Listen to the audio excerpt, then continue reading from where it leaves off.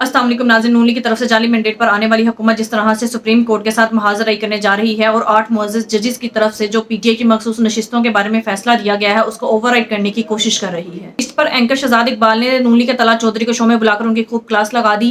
तला चौधरी आए बाएं शाएं करते रहे और भोंडी और बेबुनियाद किस्म के दलाइल देते रहे। आइए पहले उनकी गुफ्तगू सुनते हैं, फिर इस पर बात करते हैं। सबसे पहले तो ये बताइएगा कि एक इख्तलाफी फैसला है 2 जजेस का, उसको हुकूमत इतनी ज़्यादा अहमियत दे रही है। आज वज़ीर इत्तलात ने पूरी प्रेस कॉन्फ्रेंस की उस पर और कहा कि इससे कई संगीन सवालात खड़े हुए हैं, जबकि दूसरी तरफ 8 जजेस का मेजॉरिटी फैसला तो है, लेकिन 3 और ऐसे जजेस थे जिसमें जस्टिस काजी फाइज ईसा साहब भी हैं, चीफ जस्टिस साहब, जिन्होंने ये कहा कि पीटीआई तो बतौर जमात थी और जो फैसला था 12 जनवरी का बल्ले वाला फैसला, उसकी इंटरप्रिटेशन गलत की इलेक्शन कमीशन ऑफ पाकिस्तान ने। बहुत दफा अकलियत में आने वाले फैसले हक और सच या आइन पर मबनी होते हैं। मेरा ख्याल है कि जज साहिबान ने ना सिर्फ पार्लियामेंट को भी और बाकी इदारों को भी जगाया है कि आप अपने जो जिम्मेदारी है उसको भी देखें। तो तलाल साहब, आप कह रहे हैं कि अक्सर हम ये देखते हैं कि फैसलों में जो अकलियती फैसला होता है वो ज़्यादा कानून के करीब, आइन के दायरे में आपको नज़र आता है। 60-1F का जब ये फैसला हुआ कि तायात नाअहली ख़त्म की गई, मेजॉरिटी का फैसला तो यही था, नवाज शरीफ भी उसके बेनिफिशरी बने, लेकिन उसमें जस्टिस याया आफरीदी साहब ने इख्तलाफ किया था कि तायात नाअहली ऐसे नहीं खत्म हो सकती। तो वो अकलियती फैसला आपको अच्छा लगा था? या फिर प्रैक्टिस एंड प्रोसीजर एक्ट में जब फुल कोर्ट बैठा था तो अक्सरियत जजेस ने कहा कि इंप्लीमेंट होगा प्रैक्टिस एंड प्रोसीजर बिल, अकलियत ने कहा कि नहीं होगा, तो क्या वो अकलियती फैसला भी आपको अच्छा लगा था उस वक्त? देखिए, मैंने ये कहा है कि कई दफा अकलियती फैसले जो हैं वो तारीख में सुनहरे हरूफ से लिखे जाते हैं। क्या इस नुकात जो 2 जज साहिबान ने उठाए हैं वो काबिल गौर हैं कि नहीं है? ये बात तो फिलहाल तो ऐसा नजर आता है कि सुनहरे अल्फाज में वही फैसले लिखे जाएंगे जो सियासी जमातों को सूट करते हैं। हमने तो पिछले काफी अरसे से ये ट्रेंड देखा है, लेकिन जो आप बात कर रहे हैं, जाहिर सी बात है, सुप्रीम कोर्ट के 2 ऑनरेबल जजेस हैं, उनकी जजमेंट, उनका ओपिनियन मैटर जरूर करता है, लेकिन आप ये बात भी तो माने ना कि जो अक्सरियती फैसला है, अमल दरामद उस पर होना है और आपकी हुकूमत अमल दरामद करेगी उस पर। अमल दरामद तो वही होना चाहिए ना जो कानून में या आइन में दिया गया। ये काम ऐसे तो नहीं मुझे इस पे किसको इख्तलाफ नहीं है कि ये एक ऐसा फैसला है जो कि रीराइट किया गया या एक नया कानून बनाया गया, ये कह सकते हैं। आप ये भी नहीं कर सकते कि जमहूरी जो निज़ाम है, जो एक इंसाफ का निज़ाम है, जो आइन है, उसको ही आप पामाल कर दें, ये हिंट करते हुए कि फैसला जो भी हो उसमें अमल दरामद नहीं होगा। फैसले पे बहरहाल अमल दरामद होना है। और चले, माजी में तो कुछ बुरे फैसले हुए हैं, पनामा का, उस पर भी अमल दरामद हुआ, यूसुफ रजा गिलानी साहब का फैसला था नाअहली का, उस पर भी हुआ, जो कंटेम्प्ट केस था उस पर भी हुआ। लेकिन यहाँ तो 11 जजेस ये बात कर रहे हैं कि पीटीआई बहरहाल एक पार्टी थी, ईसीपी ने गलती की है तो उसको क्यों ना दुरुस्त किया जा सके। कैसे कह सकते हैं कि वो रीराइटिंग ऑफ द कॉन्स्टिट्यूशन है? देखिए, हमारी तारीख ही है, मियां नवाज शरीफ ताहियात नाअहल हुए, उन्होंने फैसला पहले तस्लीम किया, बाद में उस पर एतराज़ उठाया, और हमने हमेशा से ही फैसलों के सामने सर तस्लीम खम किया है। लेकिन मामला ये है कि इतनी इंक्रोच होते होते पार्लियामेंट की स्पेस, तो बिल्कुल मैंने आपको कहा कि म्यूनिसिपल कॉर्पोरेशन जितनी रह गई। कौन सा ऐसा फैसलों को आर्टिकल है आइन का? मेरी बात सुन, मेरी पूरी बात। कौन सा ऐसा आइन का आर्टिकल है जो आप समझते हैं कि रीराइट हुआ है? देखें, ये मामला पार्लियामेंट का, अगर पार्लियामेंट महसूस करेगी कि इसमें कोई तब्दीली आनी चाहिए तो पार्लियामेंट कानून साजी करेगी, और पार्लियामेंट को कोई कानून साजी से नहीं रोक सकता। अच्छा, तो आप बेसिकली ये कहना चाह रहे हैं कि जो इलेक्शन एक्ट में आप अमेंडमेंट लेकर आ रहे हैं, जिसमें अब आपने ये कहा है कि अगर किसी पार्टी ने रिजर्व सीट की लिस्ट नहीं दी है तो फिर वो उस पार्टी को रिजर्व सीट नहीं मिल सकेंगी, और अगर आपने 3 दिन में फैसला कर लिया है कि एक जमात आपने ज्वाइन करनी है तो उसको तब्दील नहीं किया जा सकेगा। तो पहले तो ये कंफर्म कर दें कि ये प्राइवेट मेंबर बिल था, कमेटी से पास हो गया, अब ये कल पार्लियामेंट में लेकर आ रहे हैं आप इसको? देखिए, प्राइवेट मेंबर बिल था तो फिर क्या हुआ, वोटिंग तो सारे मेंबर्स करते हैं ना। जी, सारी पार्टीज करती हैं। आप ये कह रहे हैं कि पार्लियामेंट में आप लेके आ सकते हैं, और पार्लियामेंट कहा कि आइन बनाना, कानून बनाना, लेकिन ये भी नहीं हो सकता कि एक फैसला आ गया है और उस फैसले को रिवर्ट करने के लिए या उस फैसले को कलअदम करने के लिए पार्लियामेंट कोई कानून बनाने की कोशिश करे। जो भी आप कानून बनाएंगे उसका इतलाक रेट्रोस्पेक्टिवली, यानी कि पीछे से नहीं होगा। अगर आप ये समझते हैं कि आप ये कानून लेकर आएंगे और सुप्रीम कोर्ट का फैसला इससे कलअदम हो जाएगा, उसकी कोई हैसियत नहीं रहेगी, ऐसा तो नहीं होने जा रहा ना। ठीक है, गुजारिश ये है, पार्लियामेंट का इख्तियार है, बहुत दफा सुप्रीम कोर्ट फैसले करती है कि इसका इतलाक फलां जगह टाइम से होगा, तो और होता है तो वो बना सकती है। आप इस बात की तस्दीक कर रहे हैं कि ये जो कानून आप लेकर आ रहे हैं दिया जाए, जो कानून आप लेके आ रहे हैं वो रेट्रोस्पेक्टिवली अप्लाई करेगा, 2017 से उसकी इंप्लीमेंटेशन होनी चाहिए, आप ये कह रहे हैं? मैं कह रहा हूं पार्लियामेंट जो मुनासिब समझे वो कर सकती है। अब ये फैसला ये तो नहीं उन्होंने दिया कि पार्लियामेंट को काम से रोक देंगे, या ये कानून इस तरह पहले नहीं बनते रहे। देखिए तलाल साहब, ये भी नहीं हो सकता ना कि कोई फैसले की हैसियत खत्म करने के लिए आप कोई कानून लाएं जो आपको बेनिफिट करता हो, ये भी तो नहीं हो सकता ना। इस तरह तो फिर अदालतें बंद कर दे, क्योंकि अदालत कोई भी फैसला देगी तो आप कहेंगे कि नहीं हम कानून बदल देते हैं। कल खुदा ना खास्ता कोई पार्लियामेंटेरियन 302 पे लग जाता है, कोई कत्ल कर देता है, तो फिर आप एक कानून बना दे कि नहीं 302 तो जो है वो सजा ही नहीं है, वो गुनाह ही नहीं है। ये किस तरह का पार्लियामेंट होगा कि मतलब वो खत्म ही कर दे उस चीज को, फैसले को? शहजाद साहब ठंडे दिल से एक मेरी बात समझ लें, पार्लियामेंट मदर इंस्टीट्यूशन है। पार्लियामेंट के बनाए गए कानून और आइन की वजह से ही सुप्रीम कोर्ट बनी है।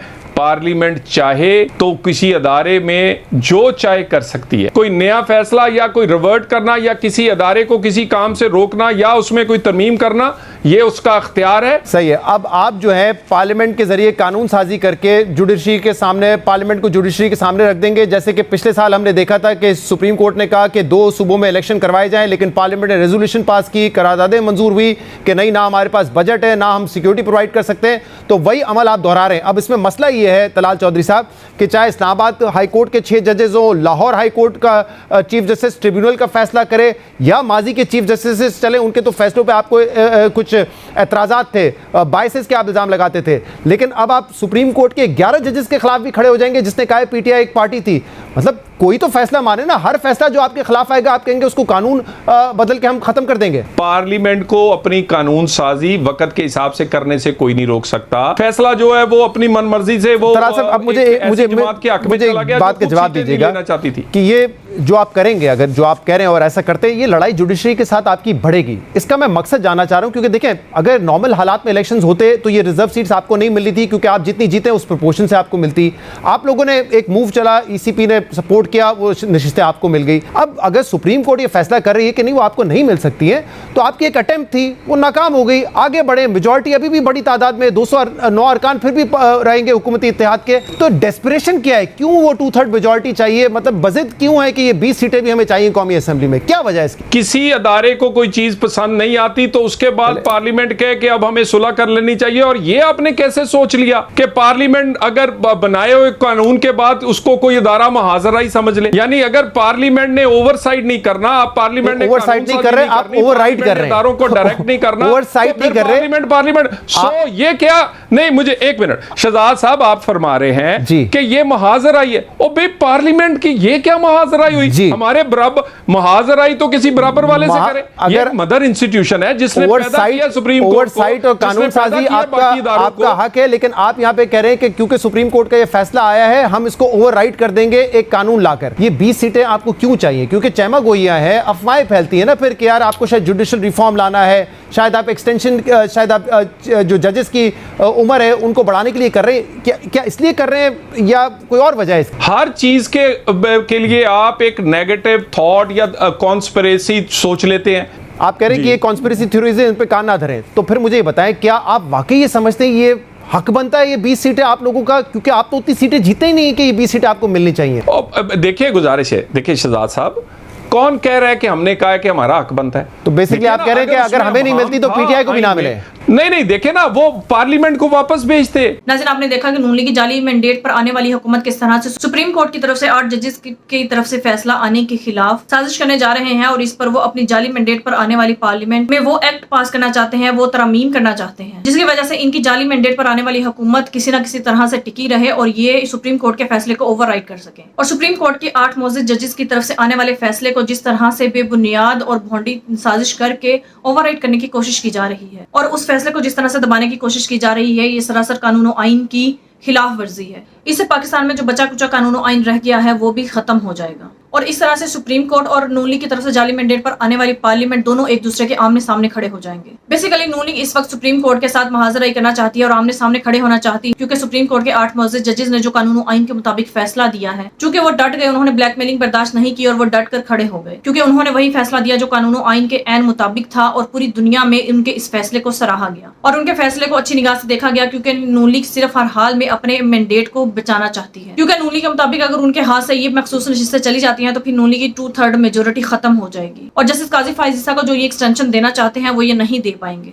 और फिर जैसे ही justice Mansoor Ali Shah chief justice of Pakistan का ओहदा संभालेंगे, जो इस वक्त कानून और आइन के साथ खड़े हैं, जो ब्लैकमेलिंग में नहीं आते, प्रेशर बर्दाश्त नहीं करते, अब अगले चीफ जस्टिस मंसूर अली शाह बनने जा रहे हैं। चूंकि अब नून लीग को ये लगता है कि जस्टिस काजी फाइज ईसा उनकी जाली मैंडेट पर आने वाली हुकूमत की गारंटी है, इसीलिए नून लीग वाले चाहते हैं कि किसी न किसी तरह से वो ये chief justice of Pakistan justice Qazi Faez Isa को आइन में तरमीम करके एक्सटेंशन दे। लेकिन चीफ जस्टिस काजी फाइज ईसा की एक्सटेंशन उस वक्त ही मुमकिन हो सकती है जब ये पीटीआई की मखसूस नशिस्तें पीटीआई को देने की बजाय नून लीग को ही दे, क्योंकि नाज़िर सुप्रीम कोर्ट में जस्टिस काजी फाइज ईसा के होते हुए मुल्क की तारीख का सबसे ज्यादा धांधली ज़्यादा इलेक्शन 2024 का हुआ, क्योंकि उसमें पीटीआई के मैंडेट को चोरी किया गया, भरपूर अवाम के वोट्स पर डाका डाला गया और पीटीआई की मखसूस नशिस्तें तक छीन ली गई। लेकिन जब सुप्रीम कोर्ट के 8 जजेस डटकर खड़े हो गए और उन्होंने किसी किस्म का ब्लैकमेलिंग और प्रेशर बर्दाश्त नहीं किया और उन्होंने पीटीआई के हक में फैसला किया, तो इसी वजह से अब ये नून लीग चाहती है कि हम जाली मैंडेट पर आने वाली पार्लियामेंट के जरिए आइन में तरमीम करें और सुप्रीम कोर्ट के फैसले को ओवरराइड करें या सुप्रीम कोर्ट के फैसले को खत्म किया जा सके। लेकिन नाज़रीन, ऐसा हो नहीं सकता। जैसा कि एंकर शहजाद इकबाल ने कहा, अगर आप कानून में कोई भी ऐसी तरमीम करते हैं तो वो रेट्रोस्पेक्टिव होगा, यानी कि वो आने वाले टाइम में इतलाक होगा, गुज़िश्ता फैसलों पर उसका इतलाक नहीं होगा। लेकिन नाज़रीन, नून लीग वाले पाकिस्तान की तारीख का ऐसा फैसला करने जा रहे हैं जिसमें ये सुप्रीम कोर्ट की तरफ से पीटीआई की मखसूस नशिस्तों का किया जाने वाला फैसला उसको ओवरराइड करने की कोशिश कर रहे हैं, उसको खत्म करने की कोशिश कर रहे हैं, जो सरासर कानून और आइन की खिलाफ वर्जी है और सबसे बड़ी साजिश भी है। कानून और आइन के खिलाफ, अवाम के खिलाफ और अवाम के मैंडेट के खिलाफ। नाज़रीन, आपके इस बारे में क्या राय है? कमेंट में जरूर बताइएगा। अगली वीडियो में मिलते हैं, तब तक के लिए अल्लाह।